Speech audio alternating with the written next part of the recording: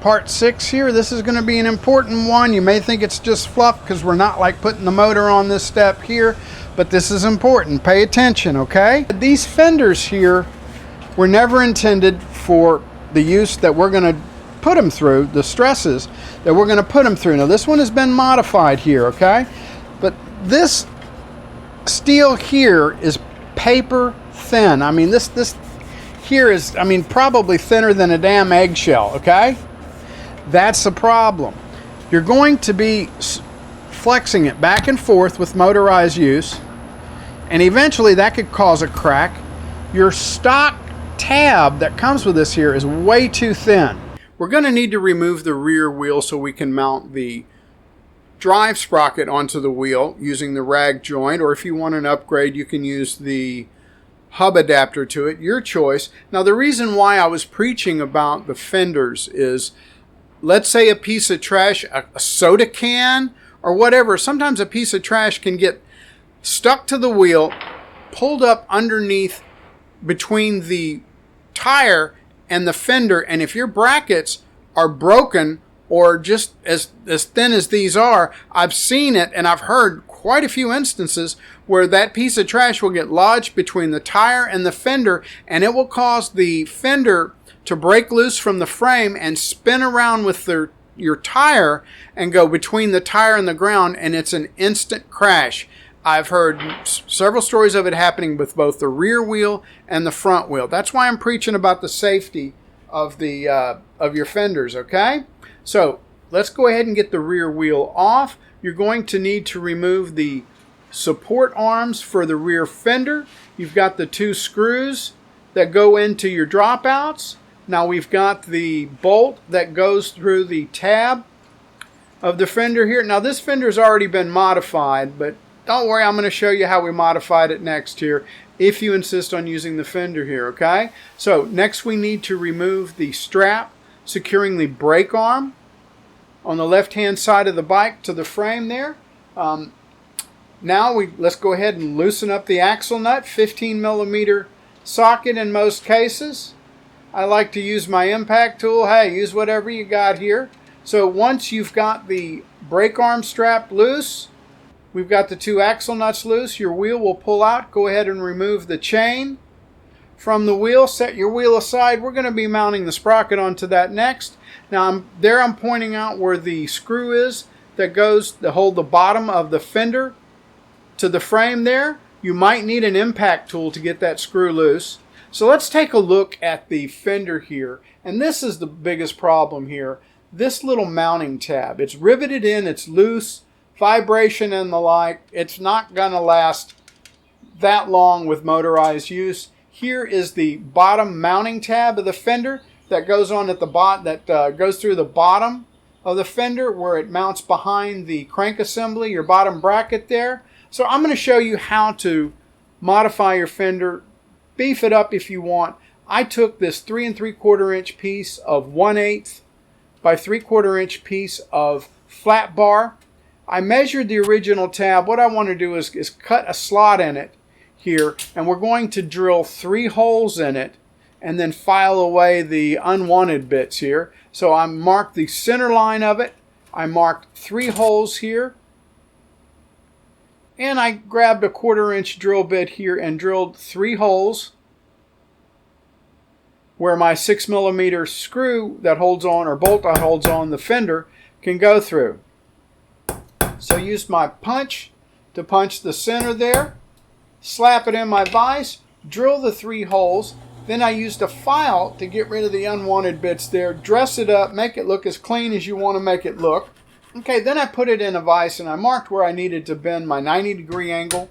And as well, what I wanted to do with this part that goes underneath inside of the fender here is put a little bit of a curve on it, an arc on it here. I used this little dolly that I had, this auto body dolly here, and that allowed me to get a nice little bend on it. So whatever you need to use here. Now we need to remove the tab. I'm using a flap disc on an angle grinder. You might just drill right through the rivet to get it loose. I used a pin punch to get rid of the last bit of the rivet after I ground off the head of the rivet. Now the 3/4 inch piece of flat bar that I used is just a little bit too wide to fit through the mounting hole here. So now I've got it to where it fits through. Let's go ahead and mark where we need to put our mounting holes. I'm going to put 2 mounting holes, one where the rivet was, and I'm going to back it up with a 3/16 inch fender washer here. And as well, I'm going to do the same treatment on the fender washer, give it a nice little curve so it has a good firm seat against the fender.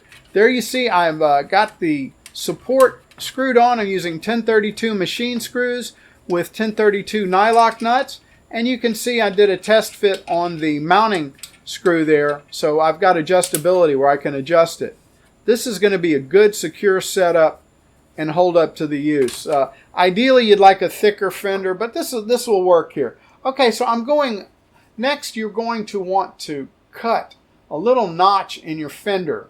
I marked off about 7 inches, and I marked it with the blue tape, and then we're going in about 1 1/8 inches in, and I'm going to use my little compass here, and I'll scribe a line where I need to mark it. Basically, if you look at the mounting tab and you go to the side of the mounting tab and just go all the way up to your about 7 inches up, we need to cut that off. Now I've got my aviator snips here, my 10 snips here. You kind of have to hack a little bit up and then hack off to the right, up and to the right, up and to the right. And the best I could do, I still left some sharp burrs on it. Grabbed my file, filed it down, grabbed a hammer, kind of got the shape back in using a block of wood. Now this fender is ready to be mounted on, and that's a proper looking fender for what we want to do here. And then what you're going to do with the front is go ahead and remove this, get rid of the rivet, pop the rivet out here, bend you up a new one here, use the rivet hole, and then this hole here, put 2 screws in here. Just one solid tab here on the front is going to be good enough here, okay? So what you're going to want to do, even with a new bike, it's not going to take that much time. Inspect and look for cracks. If you've got cracks, you may want to go with another frame, okay? You know, your older bikes just riding, jumping, banging around, you can wind up messing some things up here, okay? So you're going to want to check your top tube where it's welded into the seat tube, top tube where it's welded into the steerer tube, your down tube where it's welded to the steerer tube, down tube at the bottom bracket here, your seat tube bottom bracket. You've got this here is called your seat stay. You want to check where that's welded onto the dropout.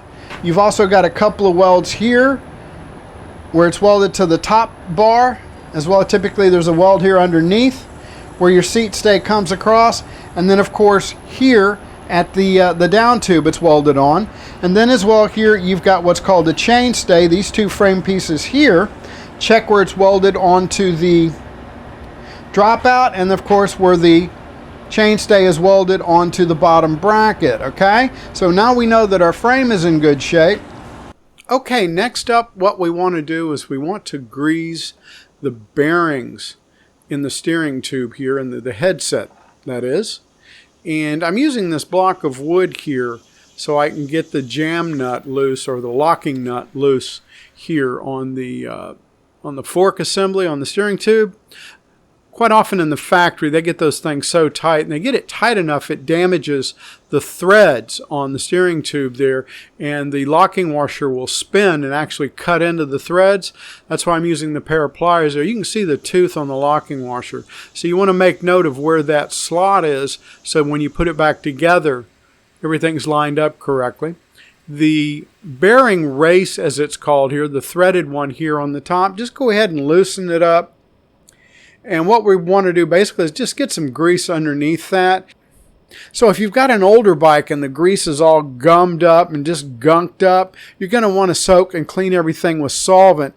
Get all the old dried up grease out of the bearing cup, clean your bearings, then pack them with grease and reassemble. Now this here I had greased before, so it's in good shape, but you want to pack some good axle grease in there, and as well on the bottom one. Just wedge it up into the cup. We're going to snug down the threaded bearing race. You want to get it hand tight. Get it fairly snug, but not enough to where it puts the fork in a bind there where it won't turn.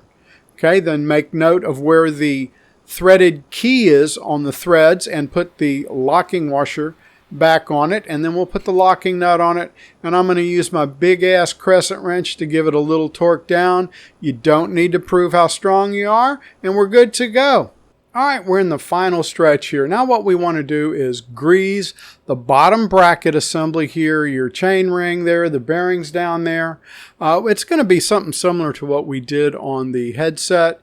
You need you a great big ass wrench or a pair of channel locks.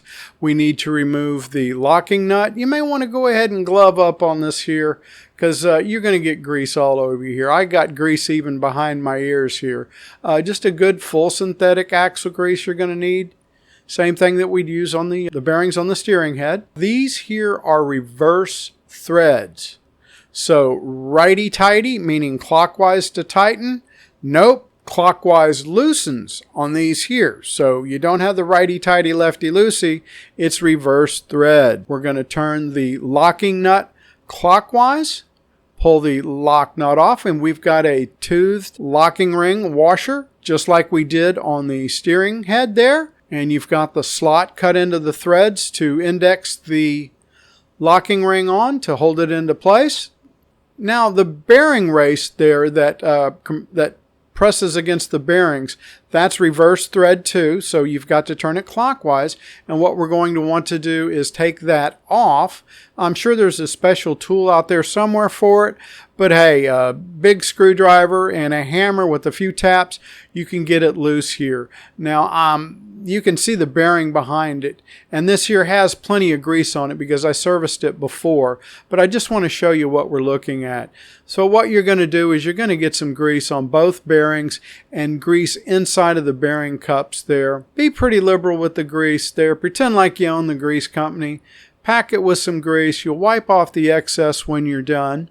Make note that the bearings only go in one way, and test fit everything. Hey, if you booger it up, you'll have to reverse it, right? Okay, so then remember, you've got the reverse threads on this here. So counterclockwise, we'll tighten it up. Clean off your excess grease. So what you're going to want to do, you want to make sure you get the bearing race plenty snug, but not too snug. You get it too tight, you're going to put the bearings in a bind here. So what I'll do, I'll get it fairly tight by hand, and then I'll use a screwdriver to get it pretty doggone tight, and then feel. If it's in a little bit of a bind, you want to loosen it up a little bit. And if you got a little bit of wiggle room, go ahead and tighten it up a little bit more, okay? Let's go ahead and get the locking ring put back on. Put your locking nut back on it, and you should be good to go. All right, I want to thank each and every one of you for watching. Our next video, I promise, we're going to be putting the engine on, and this thing here is going to be getting ready to get on the road. Now, if you want to jump ahead or skip back, take a look down below in the description. I'm going to be listing all of the videos in this series